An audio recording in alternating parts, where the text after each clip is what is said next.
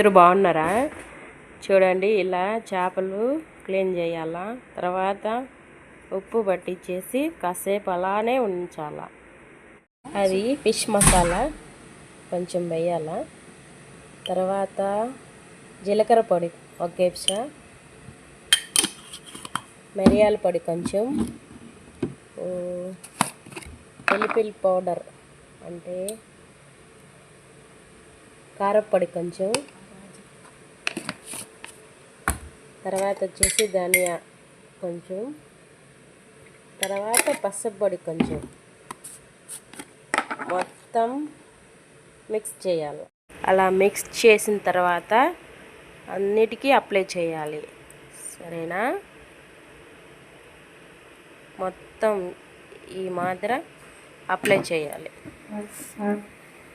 ఏదైనా తప్పుగా మాట్లాడితే ఫస్ట్ టైం మాట్లాడుతున్నాను, సారీ. ఇకపైన బాగా మాట్లాడతాను, సరేనా? అర్థం చేసుకోండి ఫ్రెండ్స్.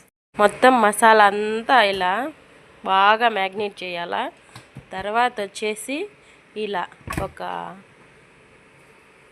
పాత్రలో వేసి మొత్తం ఇలా వేసేయాలి. కొంచెం కరివేపాకు, కొంచెం అల్లం వెల్లుల్లి పేస్ట్ మొత్తం ఇలా వేసిన తర్వాత బాగా మిక్స్ చేయాలి. అలా ఉంచేసి తర్వాత బాగా కాల్చేయాలి.